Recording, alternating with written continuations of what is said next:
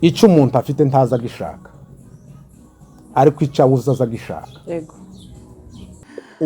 iryo jambo kubaka ku rutare ni iki?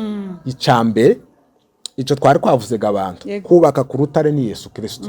Ingo zacu nizo zikwiriye kuba ziri, dusabire imiryango, dusengera imiryango, ariko ibindi nabyo rero ibikomeza gwa rutare, inkingire, pilier, nibyo niza nshingano zawe. Inzu yawe ntizokomera itabamwo kubaha, urugo rwawe ntiruzokomera rutabamwo la bote, rutarimo isuku, yayindi abagabo bakunda, ntiruzokomera rutagira keya. Kurumva za nkingi rero, inkingi zishigikira ingo zacu, imiryango yacu gukomera. Icambere ni urutare ni Yesu Kristo, ariko ibindi rero nitwe. Kandi reka nkubwire, mu bidushikira aka 80% nitwebwe, wenda 20% niyo va handi. Ubu nitwe ba responsable b'ingo nziza, nitwe ba responsable b'ingo mbi. Ariko rero nitumara buri inzu ni fondation n'amapiri. Iyi nzu bayikoreye fondation nziza, ikajamwe inkingi nziza, niyo hoza zawuraga. Shalom shalom family, turabasuhuje cyane tubifuriza ibihe byiza, dushima uburyo mukomeza kudukurikirana mutwereka urukundo. Nukuri natwe turabakunda cyane, kandi twifuza ko mwokomeza gusangiza ibyo dukora n'abandi kugira ngo bifashe benshi. Kandi turashimira abantu bakomeza kutwereka uburyo badukurikirana n'uburyo ibyo dushiraho bikomeza gufasha imitima yabo. Hanyuma twagarutse turi kumwe n'umutumirwa wacu dukunda cyane, udukunda natwe dukunda. Uyu munsi tuje dufite topic nshasha kandi ndazi yuko iri bufashe abantu. Hanyuma mutumirwa wacu turakwakiriye. Murakoze cyane kutwakira. Mumerewe neza? Turashima Imana. Akazuba katsi Bujumbura ni nkaho kamenyerewe nibisanzwe. Wenda ibidasanzwe nuko katokwa, ariko akibujumbura gahora. Muntu yazagira ngo imvura yaguye none katombotse nako. Buriya naho imvura agiye, urumva ko imvura nubwo yaguye ariko ntibyabuza akazuba kwaka. Akibujumbura ko ndikoreka kwaka, kazakakomeza kaka kabisa. Oya urakaze gose. Murakoze kuduhita. Hanyuma uyu munsi twaje ico dushaka kuvugaho, turaja muri Bibiliya uyu munsi. Tumaze iminsi tuja mu biganiro nk'umupsikologe, ariko uyu munsi twamuzanye nk'umukozi w'Imana ugiye kutwigisha. Topic y'uyu munsi iravuga ngo devoir y'umugore mu rugo, uko umugore akwiriye kwitwara mu rugo, inshingano z'umugore nizihe, ibyo agomba gukora ni ibihe, ibiranga umugore mu rugo. Muri make nibyo dushatse kugarukaho uyu munsi. Twaje kukwibutsa wowe wa mugore ahuri inshingano zawe mu rugo rwawe. Rero karibu cyane. Murakoze cyane. Karibu uduhaye masomo. Murakoze.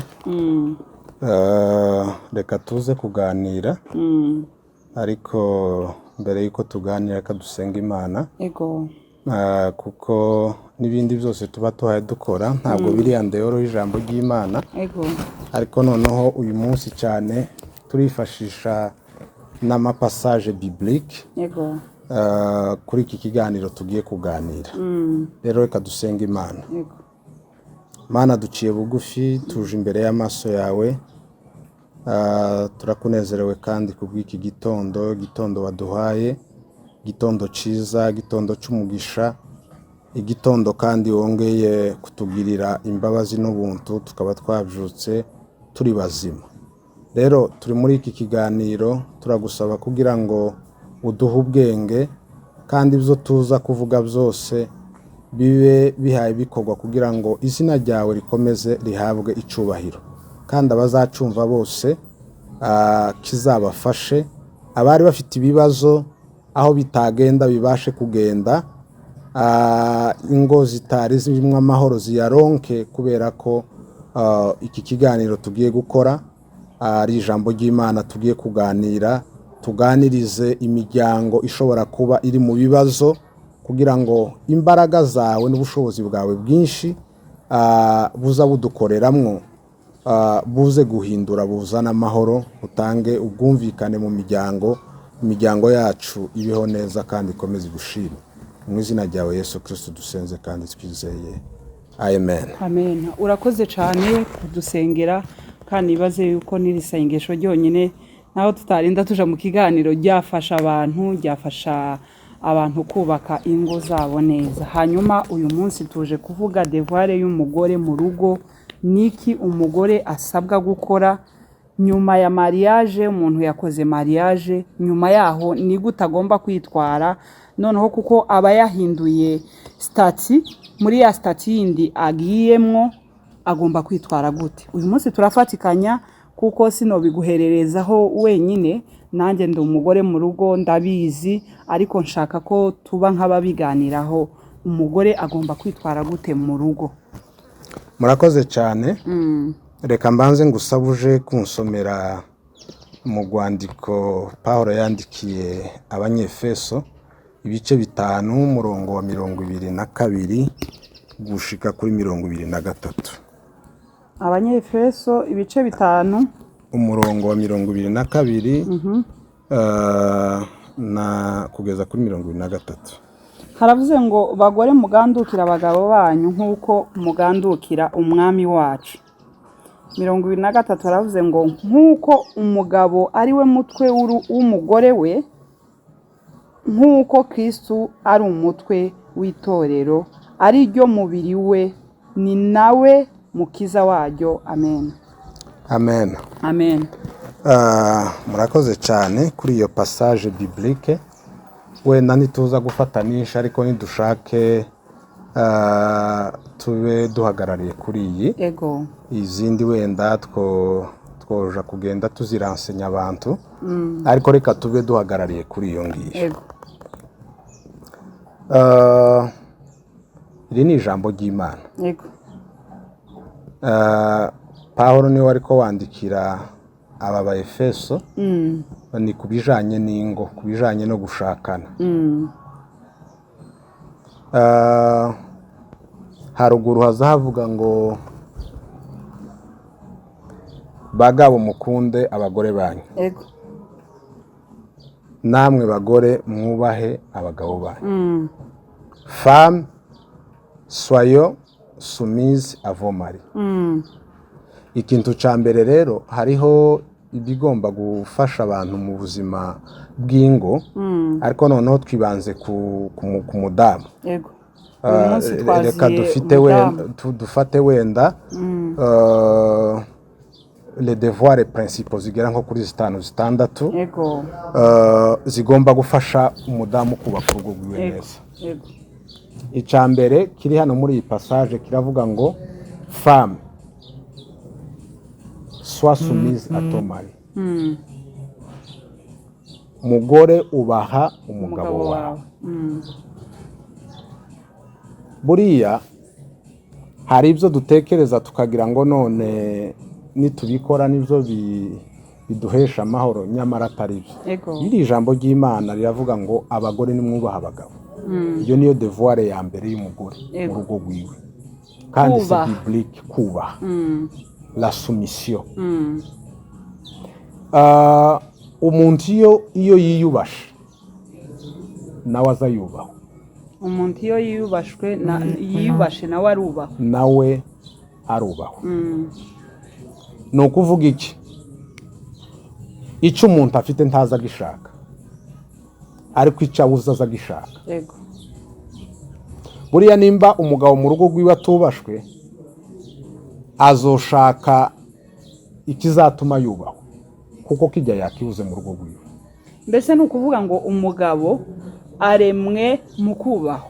Umugabo Bibiliya yabivuze, bagore mwubahe abagabo banyu. Yego. C'est biblique. La soumission à vos maris. Yego. Ni mwubahe abagabo banyu. Yego. Abagabo nabo bafite ibyo basabwa, kandi we reka tureke kubavugaho, wenda tuzabafata mu yindi hariho umunsi wabo, mu kindi kiganiro cyo kuvuga ku bagabo. Uyu munsi ko turavugana n'umudamu wewe wubatse, wewe wahisemwo kugira ngo ubane n'umugabo. Ego. Devoirs, inshingano zawe ni izihe? Ego. Iya mbere rero niyo ya soumission. Kubaha. Numero 1 c'est la soumission. Ubaha umugabo wawe. Ego. Nimba wubasha umugabo wawe, umugabo gawe icyo asabwa ni ukugukunda. Ego.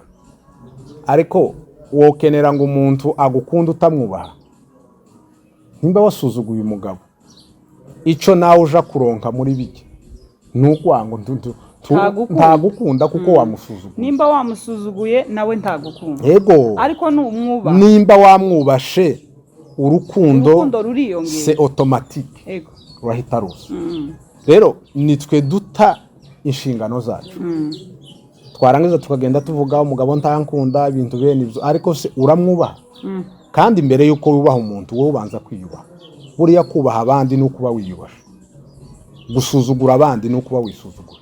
Nukuvuga ngo umuntu usuzugurana nawe ubwiye waba yisuzuguye. Niwe uba wisuzuguye kurenza abandi bantu bose. Aba ari insuzugura. Neza cyane. Urinze usuzugura undi muntu, aho wewe kurabona ko bokubaha ngo wakoze iki? Ego. Bese ntuba wiyubaha. Ibyo dushaka ko abantu badukorera. Ego. Natwe ari byo tubakorera. Ego. Ukeneye ngo umuntu akubaha utaza wiyubaha. Impamvu zihari nishi nuko utiyubaha. Ariko nimba wiyubaha uzubaha n'abandi kandi nabo bazakubaha. Nukuvuga ngo umugore utubaha umugabo, icambere ubwiwe ntiyubaha. None utuyubaha cyangwa utubasha umugabo, Bibiliya yavuze ngo abagabo nibo mutwe w'urugo, kuko Kristo nawe ari we mutwe w'itorero. Urabyumva? Ibyo se biblique.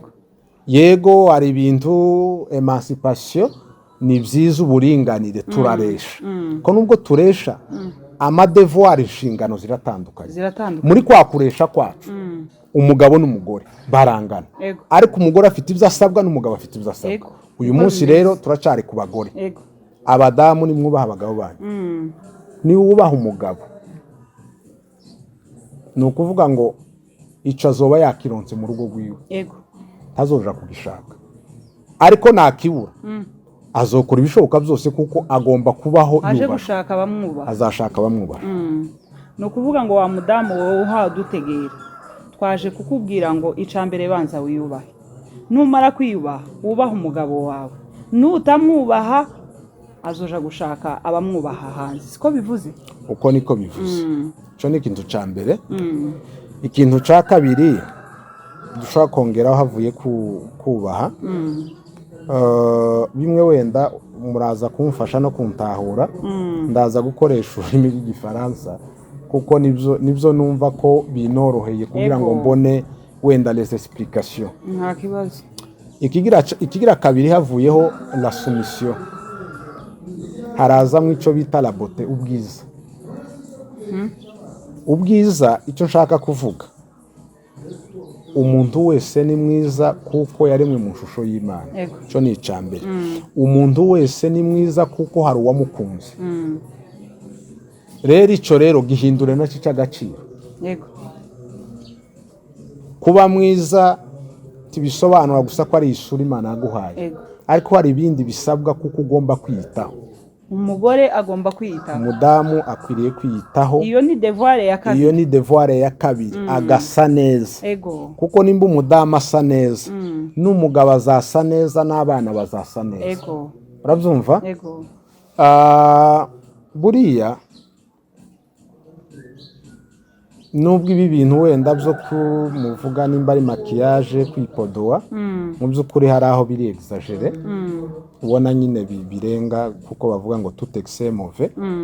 Ariko umudamu ni umuntu ugereranywa nka kujya kwishugwa. Ishugura ribona ko riba risa neza, riba rishamaje, riba rikeye, riba riteye igomwe. Umudamu nawe niko agomba kuba ameze. Ese ubundi hari igihe gatwumva ngo umuntu yimakiye tuvuge ngo yashizeho rouge à lèvres, bamwe bakabyinterpreta ko ari nk'icaha. Kwipodoa ni icaha. Ariko se Bibiliya yo nyine irabivuga ngo umugore yiyiteho, abegwe, ase neza. Kwitaho apana umugore n'undi muntu wese. Turi ko turaganira n'abantu b'abakristo bakijije. ego Buriya umwanda ni ikintu kibi, tutaraja no kuvuga kuri Bibiliya, ariko umuntu wakijijwe, umukristo agomba kuba ari afite isuku, agomba kuba afite isuku. Isuku rirakenewe, kuko reka nkubwire, nuza guterana mu rusengero ukaza utateguye ibintu neza, hari abo uzositaza. Hari abaje gusenga ariko nibakubona ibyo bitume bakuvuga, nibakuvuga ni ukuvuga ko nabo deja barasitaye, ubateye gwa rugamba. Umuntu wese, ariko cyane cyane simvuze ngo hari umuntu utagomba kuba afite isuku, ariko isuku ribereye abadamu, kuko nibagira isuku, ya suku izogera ku bana, ya suku izogera ku mugabo.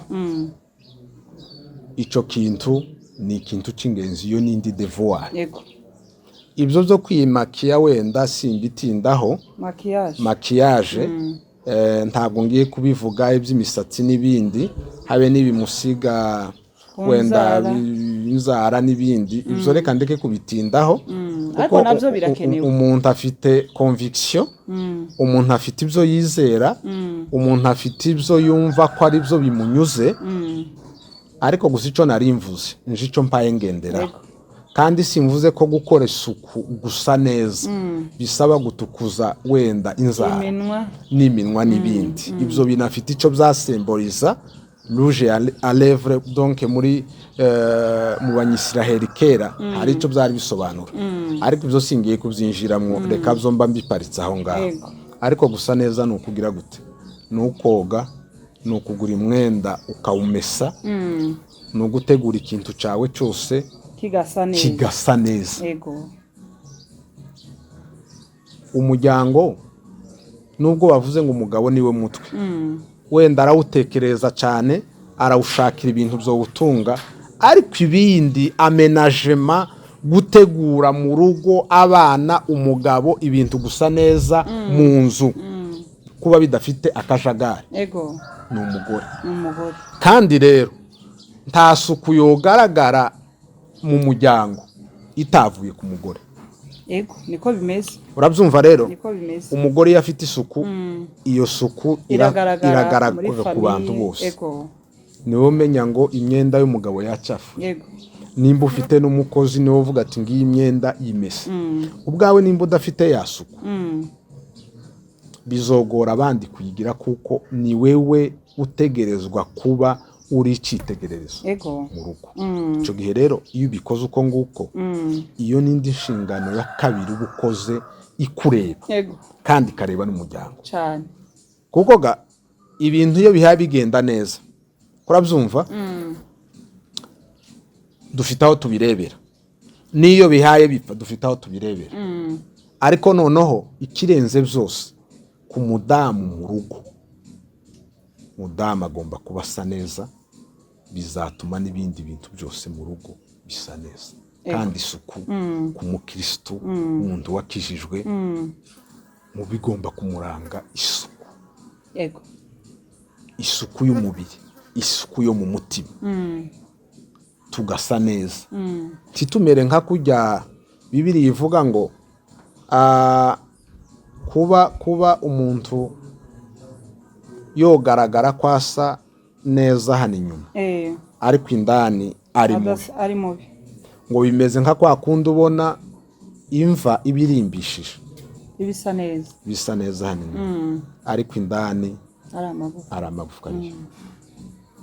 Niduse neza d'abord ku mibiri, ariko no mu mitima duse neza. Imitima, imibiri byose bigomba kuba bisa neza. Uwo ni umugore gatuhatubwira. Uwo ni umugore tuhatubwira. Ibyo tuvuga, ibyo dukora, amajambo yacu, kuba yuzuye sagesse, kuba afite ubwenge. Ubwenge ni ikintu nacyo kindi cy'ingenzi. Baravuga muri Bibiliya yavuga ngo amatungo ushobora kuyahabwa n'ababyeyi, ariko umugore mwiza ava ku Mana.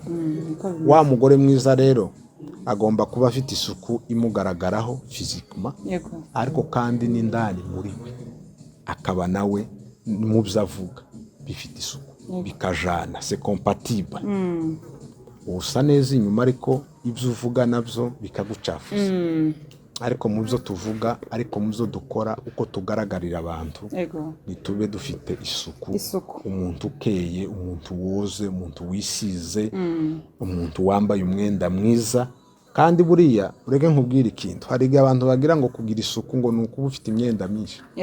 Umunyamwanda niyo yagira imyenda 1000 yose yo cafura, uwo kwambura ihuzu icafuye ntiyamesha ugasubira ukambara iyindi igacafura ugaterera ibintu byose. Ariko umuntu ashobora kuba ufite ihuzu 2 3, ariko iyo ari umunyesuku zigasa neza akaberwa kurenza ufite nyinshi.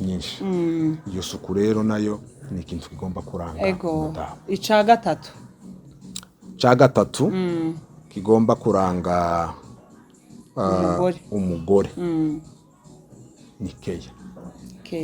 La keya aho ngaho kabisa, keya mu rugo, une femme accueillante. Buriya hari ibintu abantu baza bagira ngo nibijya nabigarutsemo, icyo umuntu afite taza gishaka, ariko icyo dushaka buri gihe icyo tudafite. Ibintu byose biriho ku isi ni ibintu bituma dushaka ibyo tudatunze, ariko ibyo dutunze ntituba tubishaka.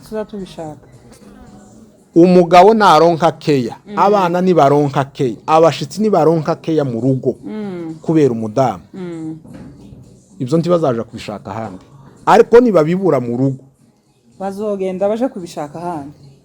Iyo keya rero uko bimeze niki, hari ngo ushobora gusanga umugabo yiriwe mu kazi aratashe, yinjira agasanga umugore ari kuri TV karahindura gusa amashene za novelas sinzi uduseri tujya tw'abahinde, nta kumenya ko umugabo yinjiye. Si wari pipi umugabo arinjiye, nta karibu, nta kumwegera, nta kumubaza amakuru yo yiriwe, nta kuvuga ngo reka muteguriye amazi namushiriye muri dushe, reka mbe nkumufasha ararushe n'inkweto nzimwambure. Ico gihe rero wa muntu avuze keya. Kandi hari igihe hanze iyo twirirwa rero tuba twahuye n'ibintu byadukomerekeje, ariko yishitse mu rugo, urugo rugomba kuba ukeneye keya kugira ngo urugo rugomba kuba ari ahantu dusanga turi mu mahoro, dutuje, tumerewe neza. Ibyo twiriwemo, ibyo duhuramwo nabyo, reka nkubwire n'ibibazo tugenda tugira, souffrance, ibibazo byinshi duhura nabyo, iyo biri partage bitari ku muntu kugiti ciwe biroroha. Ariko iyo ufite ikibazo cyawe wiriye mu kazi ntibigenda, urashitse ni muhira usanze naho ntibigenda, none uwo muntu kurumva c'est l'enfer. Urugo rero, urugo baravuga ngo ni ijuru rito. Iyo ruri mwayo mahoro, iyo rumeze gutyo, rufite ishusho y'ijuru niryo ryiza kurenza ibindi bintu byose. Ariko hano rero iyo tubanye neza, iyo rwa rugo rurimo uwo mudamu wamenye inshingano ziwe, ni ijuru rito. Niko bimeze. Ariko iyo ari rubi nago ni l'enfer, ni kuzimu. Ni ukuvuga ngo umugore, umugabo nashika yavuye, umugore yakira umugabo neza, ahaguruke, amwiteho, amuvugishe, amwambure bya birato yaje yambaye, anamukande, amubaza amakuru. Ibyo nibyo bikenewe ku mugore. Izo ni responsabilité z'umugore. Kandi ureke nkubwire ikintu, uri mu kwirengagiza inshingano zawe, ukishinga televiziyo cyangwa ukishinga telefone, tuha ukora inshingano zawe. Inshingano zawe ni ugutanga amahoro mu rugo, ni keya. Umugabo nawe ahavuye umwiteho, umurebe, umubaze n'amakuru, umubaze n'ibyo yahuye hanze. Buriya hari igihe umugabo ahura n'ibintu byinshi bikamutera stress, ariko iyo umwegereye ukamuvugisha bituma bya bintu bisa n'ibitaye agaciro muri we. Ibyo icyo nari mvuze, tutekereze ngo keya udaha umugabo cyangwa udaha abantu ngo ugire ngo niko hanze bimeze. hanze hari abamubona mbere yuko yinjira mu wiwe yoba anyuze no ku zindi ngo zibiri zitatu. Yego. Hari ijambo ashobora kumubwira. Uzirinde ko hari umuntu watera imbuto mu rugo rwawe nziza cyangwa mbi wowe utahaye utera. Yego. Kurabyumva? Keyo utazutanga mu rugo rwawe, amahoro udaha urugo rwawe. Yego. Abandi niba yatanga rwa rugo ruzosenyuka. Ruzaba rusenyutse. Nico gituma yego abakora ibyiza ni sawa, ariko reka nkubwire ngo n'abandi nibatera imbuto nziza mu miryango yacu, ariko ari twebwe ba nyirazo bongeremwo imwe zibiri zitatu, ariko le jardin umurima kurumva nitwe twawuhingiye, nitwe tuwuvomera, imbuto nitwe tuba tuzibagarira, kuko nizitera abo hanze ni akajagari. C'est désordre. Keyo utazuha umugabo abandi baza bayimuha. Yego. Umugabo utazawubaha abandi baza bamwubaha. Kandi bariya bazimuha bashobora kuzimuha kubera ko ntibamukunze, ariko kubera ikintu bashaka kumuprofitaho bigatuma bamuha keya ya yindi utamuha. Oro wewe uramukunze, muhe keya kugira ngo ntakazihabwe n'abazamuprofita bakamutwara bya bindi wowe wari wifuza. Navuze iri jambo ko ndagenda ndigarukaho. Ntacu umuntu azashaka iyo agifite. Yego. Icyo ufite ntiwugenda ugishaka, ariko icyo udafite uzugishaka. Yake y'umuntu atabonye mu rugo rwe, ariko hari abandi baprofita muri weakness zawe. Yego. Faiblesse zawe bagaprofita, kandi bo bakagira ku cyo bifuza cyane. Hari abakeneye ko urugo rw'umuntu rusenyuka kugira ngo uyu mugabo baramubona ni mwiza, ariko yahuye n'ikigeragezo. Umugore afite aramunanije. Ariko hari uwundi wavuga ati jewe uyu mugabo uko mubona jewe no mushikira, kiriya yabuze mu wiwe no kimuha, kandi nabikora gutyo azogenda ntazogusezera. Mu byo abantu birirwa bavuga umugabo ibiki bene ibyo ngibyo bene, ifo kureba ese wa mudamu kurakora inshingano zawe neza, devoir zawe wazujuje. Reka tuje ku cyakane. Yego. Icyakane mu nshingano umudamu agomba kuba hayakora mu rugo. Yego. Ni cuisine, ni igikoni. Igikoni guteka. Umudamu ufite ubwenge, une femme sage, une femme vaillante. Si bya bindi ubwo dufite abakozi. Hari abakozi muzana batazi guteka. Akagenda ibyo akoririya mu gikoni, akazana ufite n'abashitsi n'abandi bategereza nawe nk'abandi, nawe kama wicara hariya tuhaye siriveya, tuhaye umenya ngo ese ibintu bimeze gute. Uko abantu baza kubasiripura abashitsi n'abagabo nawe niko ugiye nawe niko ngo ese ngo kuno nurangiza wiyatake kuri wa mukozi. Usanga kuramurakarira wari guhaguruka ugatunganya ibintu, ukamuha kompani ukumva ukareba. Yego. Kundi ntabwo umukozi yemerewe kugaburira umugabo wawe. Kubera iki? Akazi kawe nakaheho. Noneho abantu biki gihe nuko twatunze abakozi. Noneho ukamumva ko umukozi ni utegerezwa guteka, ni utegerezwa kubazanira ku meza, gushitsa no kwisahani uri burireho. Tureke amasahani amasorori, gushika no kuri ya sahani uri burire, ayikuzanire ikiyiko akikuzanire, ngo kubera ko ngufite umukozi mu rugo. Oro siko bimeze. Umumama ko turavugana n'abagore, ni muhaguruke murebe basi nimba utonateka basi, usiriveye ico umukozi ahakora, usiriveye ko hateka neza, umenye ngo ibintu bifite isuku. Ni bya bindi ushika ku meza amasahani aracafuye, yayakuye mu gikoni ntiyayahanaguye ateretse ku meza, nawe ukazutangarira mu bandi. Ariko wa mugore we haguruka nubwo utoteka, nimba ufite umukozi uzi guteka, musiriveyo umenye ngo ibintu birasa neza, ibigiye gushikwa ku meza birasa neza. Kandi ikindi nkuko nyine bari batubwiye, umugore buriya iyo yatekeye umugabo wiwe, umugabo arajya kurenza uko ajya ibyo kujya by'umukozi. Umugabo akunda ibyo kujya umugore wiwe yamutekeye. siko bimeze noneho tuza dusoma ijambo ry'Imana ariko mu itangiriro hariya Imana ihaye irema yaremye umugabo ariko ngo yitegereze ibona ko hari kibura iravuga ngo reka tumuremere umufasha ico gihe rero mu rugo umenye ko waje uri umufasha ntawe ugomba kukuramplasa kuri izo nshingano yego namwe ko murakora mwiriwe mu bindi ariko nanone nushika mu nzu menya ko sinzi ariko ndatekereza ko mu by'ukuri abantu bumva ibintu nabi umugabo wawe abana bawe ntiyagomba kuza undi muntu ugukuraho za nshingano zawe zo kuba umufasha mu rugo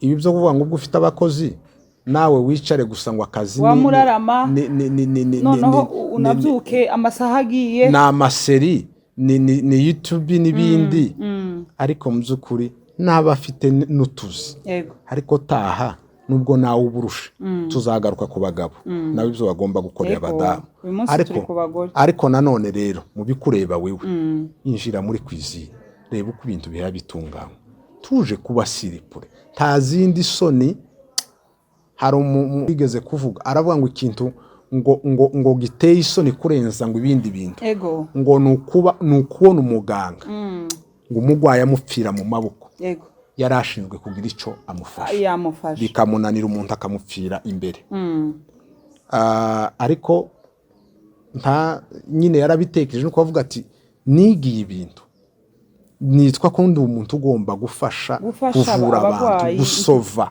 ubuzima mu maboko atariko iyo umuntu agupfiriye imbere nta kindi kintu giteye isoni gico ariko rero noneho reka nawe mvuge ngo kwizina ni wewe responsable niho ugomba kwimenya tukwiriye kwicara ngo ibiryo biguseruke hariya nushika nawe ube siripure ngo ese uko watetse gute kubera ko utagenda ngo usiriveye sawa ntugiye ngo ni wewe uhaye ukora ikintu cyose ariko rekera umuntu gira icyo umufasha il faut donner des orientations ico gihe rero biragufasha kandi reka nkubwire gutunganya kwizine ntaho bihuriye n'ubushobozi bwinshi cyangwa bukeya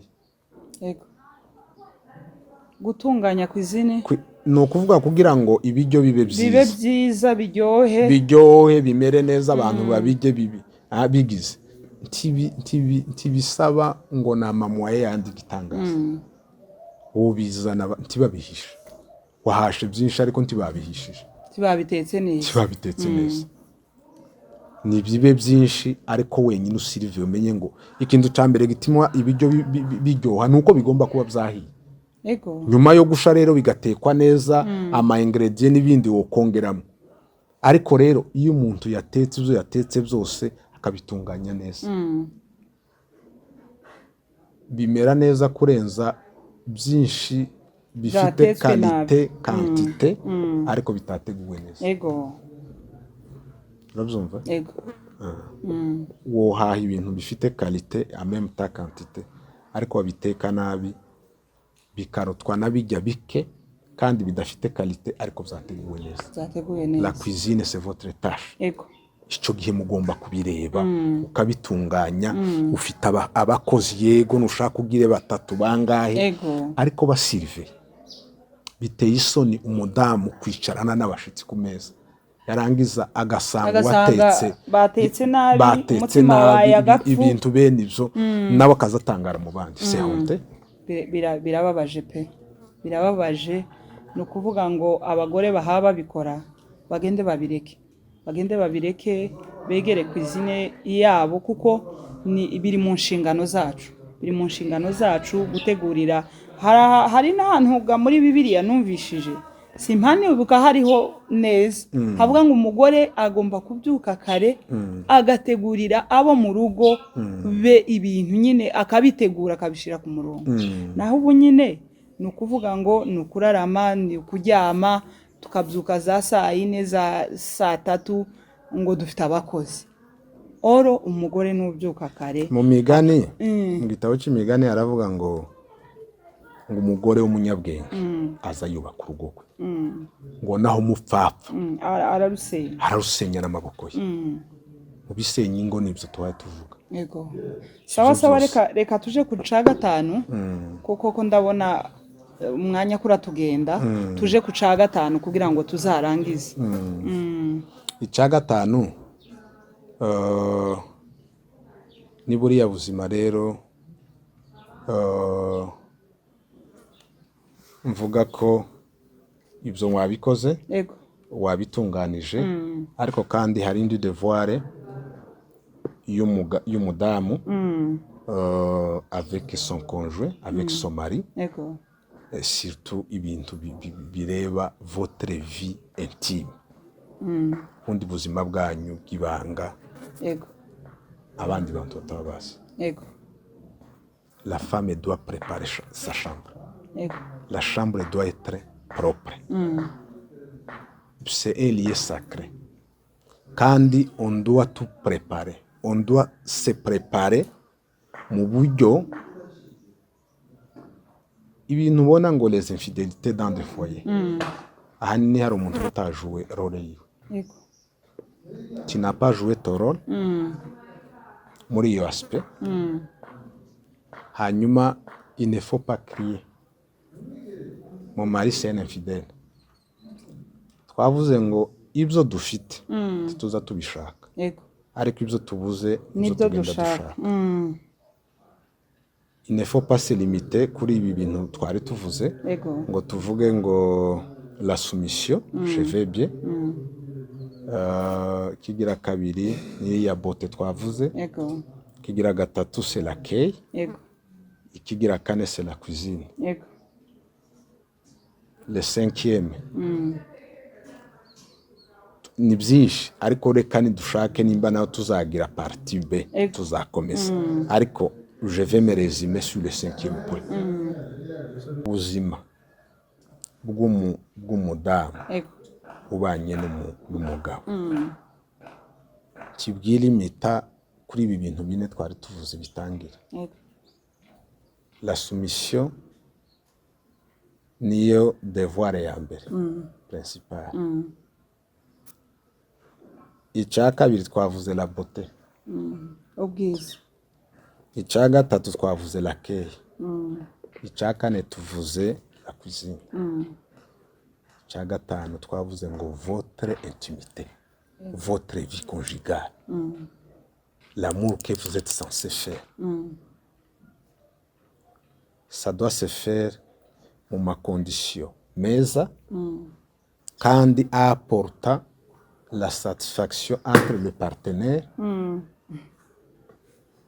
une jouissance atari uko nguko les infidélités nyinshi zigenda zivugwa kandi nazo zisenya ingo ahanini hari umuntu utajuwe responsabilité yiwe yego ariko iyo umuntu yajuwe responsabilité yiwe ni ukuvuga ngo ingo ntizosenyuka hano hanze iya les professionnels kandi aba professionnels icyo bashinzwe ni ukudeturuna abandi bantu yego icyo utakoze neza un mari qui n'est pas satisfait muri iyo aspect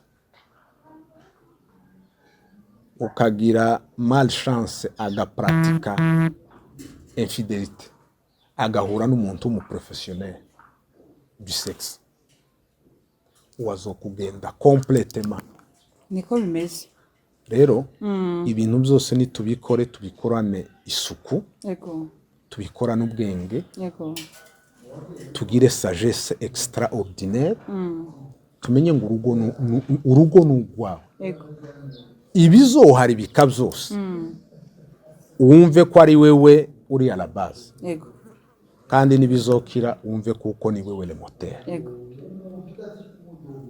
umugabo waronse ibyo twari tuvuze ni byinshi ariko nunurezimo kuri ibyo bitanu yego n'ibindi tuzobikomeza ni byinshi yego uwo mugabo atari amapepo yamuteye kandi nawe yabaye amapepo yosengerwa ariko ibintu byose ujana mu cyumba cy'amasengesho gawe ni amapepo ariko ibi bindi byo ntibisaba isengesho biradusaba ubwenge gusa kubikora imiryango yacu ikaba myiza ingo zacu zigashimwa abandi uko birirwa barira nje umugabo ntagira ku ntahaha uzi ko n'abantu benshi baprefera kujya mu maresitora hari ukubona ko aragiki aragiki yasize atanze rasiyo ikwiye ariko ntatekegwa neza igaguza umugabo ari zo zumutekeramo. Reka nkubwire ko ndavuga kuhaye uko ndaganira ijambo ry'Imana, ariko kandi je fais partie muri abo bagabo. Abagabo baroroshe kuba managinga ukoresheje ubwenge bwiza, ariko uzanye bras de fer baragoye nabo, azoguha rasiyo nutahaha nataronka ya satisfaction. Amaresitora ari hano se aruzi woza uja kurya ibintu rojorojo ufite ifaranga ushaka iki? Kandi rero nazishora hariya mu nzu gazirabura zirashiraga ya rasiyo ntizobikibonera. Uravyumva? Rero umuntu wese namenye ngo ibindeba kwiriye kubitanga mu partenaire wanje akabironka byose, kuko nabironka ntaho azoja kubishaka, ariko nabibura menye ko ivyo byose uko bingana azobishaka hanze, kandi nabishaka hanze akabibona. Wowe sinzi nimba usigara umwiruka inyuma uzopfakara kandi ahari. Urabyumva? Uzobura umugabo kandi ahari. Ariko umuntu wese akwiriye kumenya ngo ese mu byubaka ingo ko ndajuwa responsabilité yanje neza, mu byozisenya sinjuri nyiri bayazana. Ivyo tubikoreyeho gutyo imiryango yacu izuba myiza, ingo zacu zizubakika, ingo zacu zizubahwa. Kandi n'abana rero bahe bareba biriya nabo igihe cabo cyo kubaka muzoba mwarababereye urugero rwiza niko bazobikora, ko nimba mwarakoze bibi nabo bazokora bibi. Nimukore byiza rero kugira ngo imiryango yacu ikomeze ibiho, ibintu bireke kuyangara. Zaburi ya 91 isura ya mbere ukamanuka murongo ngira ngo ni uwa 10 nimba wa 10 na kangahe sinibuka neza aho, ariko hazavuga ngo kuko yankunza akaramata ico nico nzomukirisha nta cyago kizegera ihema rye. Hazavuga ngo abantu ibihumbi bazagwa iburyo bwawe, abandi inzovu wewe uzobyumvisha amatwi ariko ntibizokugeraho. Tuzobibona. No kuvuga ngo umudamu mwiza uha ukora izo devoir cyangwa izo nshingano ziwe, abandi bazasenya ingo ko zirasenyuka, usigare ruhagaze ubwawe ruzohagarara nta kizarunyeganyeza. Wibuke yari muri Matayo Yesu yaciraga abantu umugani, aravuga ngo abumva aya magambo bakayakomeza ngo bazamera nk'umunyabwenge wubatse inzu ye ku rutare. Imvura iragwa, imivu iratemba, imiyaga irahuha, ngo byikubita kuri ya nzu, ariko inzu iguma ihagaze intact. Ariko naho bumva aya magambo kibayakomeza bagereranijwe n'umupfapfa wubatse inzu yiwe ku musenyi. Imvura iragwa, imivu iratemba, umuyaga urahuha, kugwa ngo kwa yanzu kwabaye kunini. Rero iryo jambo kubaka ku rutare niki icambere ico twari twavuzega abantu kubaka ku rutare ni Yesu Kristo. Ingo zacu nizo zikwiriye kuba ziri, dusabira imiryango, dusengera imiryango, ariko ibindi navyo rero ibikomeza gwa rutare nkingile pilier nivyo niza nshingano zawe. Inzu yawe ntizokomera itabamwo kuba, urugo rwawe ntiruzokomera rutabamwo la beauté, rutarimo isuku, yindi abagabo bakunda, ntiruzokomera rutagira kenya. Kurumva za nkingi rero, inkingi zishigikira ingo zacu, imiryango yacu gukomera. Icambere ni urutare ni Yesu Kristo, ariko ibindi rero nitwe. Kandi reka nkubwire mu bidushikira aka 80% nitwebwe, wenda 20% niyo vahandi. Ubu nitwe ba responsable b'ingo nziza, nitwe ba responsable b'ingo mbi. Ariko rero nitumara buri inzu ni fondation n'amapiri. Iyi nzu bayikoreye fondation nziza ikajamwe inkingi nziza, niyo hoza zawuraga iriya miyaga uzawumviriye ntacyo tuyitwara, biranyeganyeza ariko bikumva hari umusingi. Inkingi rero zishigikira ingo zacu kugira ngo zihagarare mu gusoza iki kiganiro ntihabemwo ya nkingi yo kubaha, ntihabemwo ya nkingi y'isuku, ntihabemwo ya nkingi y'ubugwa kwakira neza akeye, ntihabe ya nkingi ya kwizina, urabyumva, ntihabe ya nkingi ya intimite zanyu. Ibyo ni mubikora ingo zanyu iz'abandi muzoza muzumva ziza zisenyuka, ariko abubatse aho ngaho ntibaza bumva amakuru. Ariko kandi mutubaka kuri izo nushingira kuri izi nkingi zitanu uzaba ubaye wa munyabwenge cyane gose, wubatse yanzu yiwe ku rutare, ngo nubwo imivu yaje iratemba n'umuyaga urahuha, yanzu ga ntiyaguye. Ni ukuvuga ngo nitwubakira kuri ibi ngibi imiryango yacu ntizahungabana, tuzaba turi kwiremera inkingi zikomeza imiryango yacu. Rero turagushimiye cyane mutumirwa wacu, kandi ayo masomo nibaze yuko ari buze gufasha abantu benshi, abadamu benshi, twumve kandi tubikorereho, tube wa munyabwenge wumvishije noneho agakurikiza ibyo yumvishije. Rero murakoze cyane, turabashimiye cyane. Ikindi tubifuriza yuko mwabadamu mwe muhamukora bino bintu mubikomeze, n'abatari kubikora ni mubikore kugira ngo ingo zanyu zibe nziza, ingo zanyu ntizigasenyuke. Rero murakoze cyane, turabashimiye abadukurikirana, n'ukuri turabashimira cyane ukuntu mugenda mutwereka urukundo, n'ubundi mukomeze mubisangiza abandi. Murakoze, ciao ciao.